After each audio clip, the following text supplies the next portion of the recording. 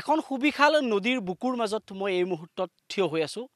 আৰু এইখন হৈছে শুক্লাই নদী ওদালগুৰি জিলাৰ বুকুৰ মাজেৰে বৈ গৈছে এই শুক্লাই নদী ঐতিহাসিক এখন শুক্লাই নদী মোৰ সহযোগী ভিডিঅ' জাৰ্নেলিষ্ট গ্ৰীনে দেখুৱাইছে এইখন হৈছে সুবিশাল শুক্লাই নদী এতিয়া কহুৱা ফুলিছে ইয়াত কিন্তু এই নদীখনে প্ৰতি বছৰতে বাৰিষা অহাৰ লগে লগে ৰুদ্ৰ মূৰ্তি ধাৰণ কৰে আৰু এই ৰুদ্ৰৰ মূৰ্তিৰ ফলতে এখন বিদ্যালয় এতিয়া প্ৰায় নিশ্চিন্ন হৈ যোৱাৰ পথত আৰু এই বিদ্যালয়খন হৈছে মিলন প্ৰাথমিক বিদ্যালয় এইখন হৈছে জংগল বস্তি আঠেৰিঘাট জংগল বস্তিত 1968 চনতে স্থাপন কৰা হৈছিল মিলন প্ৰাথমিক বিদ্যালয় নামৰ এই প্ৰাথমিক বিদ্যালয়খন আৰু মোৰ সহযোগী ভিডিঅ' জাৰ্নেলিষ্ট গ্ৰীনে দেখুৱাইছে চাওক এই বিদ্যালয়খন এতিয়া গৰাখহনীয়াৰ কবলত পৰিছে আৰু কেতিয়া আসলতে নিশ্চিন্ন হৈ যাব নদীৰ বুকুৰ মাজত ই ঠিকনা নোহোৱা হৈ পৰিছে চাওক প্ৰতি বছৰতে বিদ্যালয় কৰ্তৃপক্ষই গৰাখহনীয়া ৰোধ কৰিবৰ কাৰণে বিভিন্ন ধৰণৰ পদক্ষেপ গ্ৰহণ কৰি আছে কিন্তু চৰকাৰৰ তৰফৰ পৰা ইয়াত কোনো ধৰণৰ আঁচনি আজিলৈকে ৰূপায়ণ কৰা নহ'ল যাৰ ফলশ্ৰুতিত কোন সময়ত এই বুকুৰ মাজত এই গৰাখহনীয়াৰ কবলত পৰি এই প্ৰাথমিক বিদ্যালয়খন নিশ্চিন্ন হৈ যাব তাৰ কোনো ঠিকনা নোহোৱা হৈ পৰিছে প্ৰতি বছৰতে বিভিন্ন সংবাদ মাধ্যমে হওক আৰু প্ৰাগ নিউজৰ ইয়াত কেইবাবাৰো এই বিদ্যালয়খনৰ গৰাখহনীয়াৰ ওপৰত আমি বাতৰি সম্প্ৰচাৰ কৰিছিলোঁ কিন্তু কোনো এখন চৰকাৰে বা কোনো এটা কৰ্তৃপক্ষই বা জলসম্পদ বিভাগে এই গৰাখহনীয়া ৰোধ কৰিবৰ কাৰণে কোনো ধৰণৰ উচিত ব্যৱস্থা গ্ৰহণ নকৰিলে মোৰ লগত এই অঞ্চলৰ স্থানীয় কেইবাগৰাকীও যুৱক আছে আৰু ব্যক্তি আছে মই তেওঁলোকৰ পৰা কিছু কথা জানিবৰ কাৰণে চেষ্টা কৰিম যে বিদ্যালয়খন আসলতে গৈ যিহেতুকে এতিয়া নিশ্চিন্ন হ'বলৈ ধৰিছে তাৰ কাৰণে কি ব্যৱস্থা গ্ৰহণ কৰিছিল চৰকাৰে বা কিবা আঁচনি ইয়াত যুগুত কৰা হৈছিল নে নাই যদি যুগুত কৰা হৈছিলে কিয় ফলৱতী নহ'ল এই সমগ্ৰ কথা মই জানিবৰ কাৰণে চেষ্টা কৰিম ইয়াত বিদ্যালয়খন এতিয়া নিশ্চিন্ন হোৱাৰ পথত গৰাখহনীয়াত ইয়াত আগতেও আমি বাতৰি ইয়াৰ পৰা সম্প্ৰচাৰ কৰিছিলোঁ কিন্তু কোনো ধৰণৰ ব্যৱস্থা গ্ৰহণ কৰা নহ'ল কি ক'ব নাই সৰ্বপ্ৰথমে আপোনালোকক ধন্যবাদ জ্ঞাপন কৰিছোঁ যিহেতু আমাৰ গাঁৱৰ এটা যোনটো ঐতিহাসিক এটা বিদ্যালয় মিলন প্ৰাথমিক বিদ্যালয় যোনটো 1968 চনতে স্থাপন হৈছিল কিন্তু আজি এইটো গৰাখহনীয়াৰ ফলত শুক্লাই নদী গৰাখহনীয়াৰ ফলত আজি বিলুপ্তিৰ পথত গতি কৰি আছে কিন্তু আমাৰ এটা দুৰ্ভাগ্যজনক যে প্ৰত্যেক বছৰে নিউজ চেনেলবিলাক আহি থাকে প্লাছ আপোনালোকৰ আহিছিল আপোনালোকে আমাৰ সমস্যাবিলাক চৰকাৰৰ ওচৰত বা সকলো ৰাইজৰ ওচৰত দাঙি ধৰিছে কিন্তু মেইনলি কি হৈছে আমাৰ যোনবিলাক সমস্যা পাৰ্মানেণ্ট সলিউশ্যন এতিয়ালৈকে হোৱা নাই তো আমি বাৰম্বাৰ চৰকাৰক এইটো আহ্বান জনাওঁ যে আপোনালোকৰ নিউজ চেনেলৰ থ্ৰু দি এইটো আহ্বান জনাওঁ যে আমাৰ এই সমস্যাসমূহ যাতে স্থায়ী সমাধান হ'ব লাগে কোনো ধৰণৰ ইয়াতে প্ৰত্যেক বছৰে আহে MLA বা MCLA বিলাক আহি ফেলে জাষ্ট সান্তনা যে আমি কৰিম কিন্তু কৰিও আছে জাষ্ট শ্বৰ্ট সময়ৰ কাৰণে কৰি আছে কিন্তু আমাক লাগে পাৰ্মানেণ্ট সলিউশ্যন কিয় বিদ্যালয় যোনটো আপোনালোকে দেখা পাই আছে এইটোৰ অস্তিত্ব একদম চৰম সংকটত আছে বুলি ক'ব পাৰি কিয় কেতিয়া যে বিদ্যালয়খন উটাই নিব নদী খুঁটে যিহেতু তীব্ৰবেগী খুঁট আছে শুক্লাই নদী সকলোৱে জানে গতিকে আমি এটাই দাবী যে আঠেৰিঘাট জনগোষ্ঠীৰ ৰাইজ হিচাপে বা এজন যুৱক হিচাপে যে চৰকাৰে যিমান পাৰে তীব্ৰ গতিত সোনকালে তেওঁলোকৰ বিভিন্ন আঁচনিসমূহ কাৰ্য কৰি ইয়াত পাৰ্মানেণ্ট সলিউশ্যনৰ কাৰণে বা আঠেৰিঘাট জনগোষ্ঠীৰ মিলন LP স্কুল যোনটো তাৰ পাৰ্মানেণ্ট সলিউশ্যনৰ কাৰণে বা সংৰক্ষণৰ কাৰণে ব্যৱস্থা কৰিব বুলি আমি বাৰম্বাৰ আহ্বান জনাই আছোঁ ইয়াত কেইটামান কিন্তু আঁচনি উত্তৰ ফালে যুগুত কৰা হৈছিলে ৰূপায়ণ কৰা হৈছিলে সেই আঁচনিখিনিৰ কোনো ধৰণৰ কামত নাহিল চাগে নাই আঁচনিবিলাকতো আহিছে কিন্তু সৰু সুৰা আঁচনি যে ইয়াতে কোনো ধৰণে ভালদৰে সমস্যাৰ সমাধান কৰিব এইটো আমি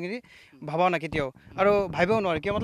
শুক্লাই নদী যেনেকৈ গৰাখহনীয়াৰ তীব্ৰবেগী গৰাখহনীয়া পানীৰ সুতটো বহুত বেগী তীব্ৰবেগী গতিকে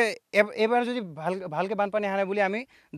বস্তুটো এনেকৈ ঠিকে আছে বুলি ধৰি লৈছোঁ কিন্তু যদি প্ৰত্যেক বছৰৰ যেনেকৈ 2 বছৰ আগৰ বা যোৱা বছৰৰ যেনেকৈ বানপানী আহিছিল এনেকৈ আহিলে কিন্তু এইটো সৰু মাথুৰি বান্ধে এইটো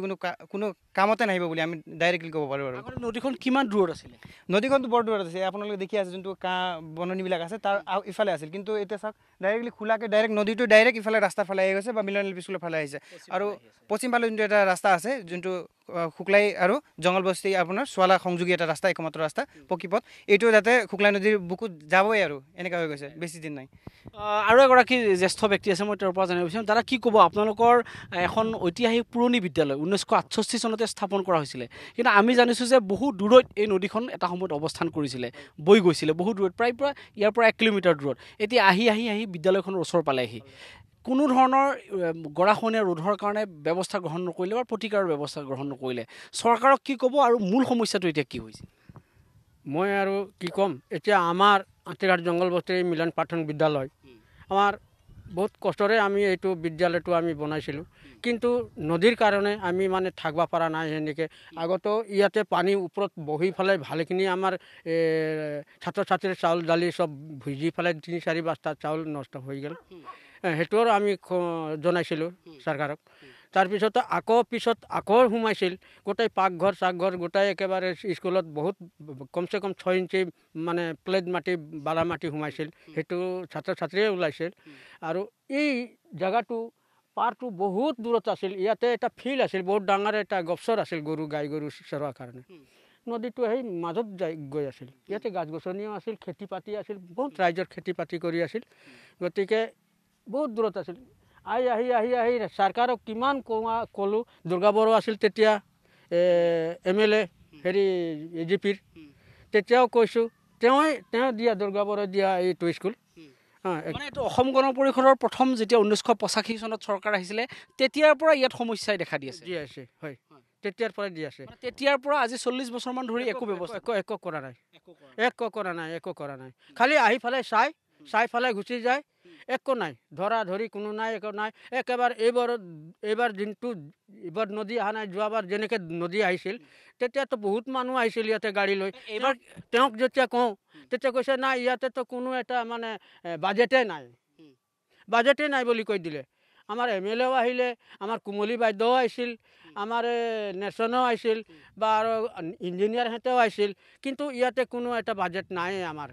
কি কৰিম এতিয়া এনেকৈ কৈ দিলা, কি কৰিম। এতিয়া কেৱল বিদ্যালয়খনে নহয়, সিপাৰৰ যিখন গাঁও আছে আপোনালোকৰ গাঁওখনো কিন্তু কেতিয়াবা গৰাখহনীয়াত যিকোনো সময়ত পৰি যাব পাৰে। এইটোতো পৰি যাব, মানে আমাৰ এই ৰাস্তাটো যদি পাৰ হৈ যায় তেনেহ'লে চোৱালা বাগান চেছ,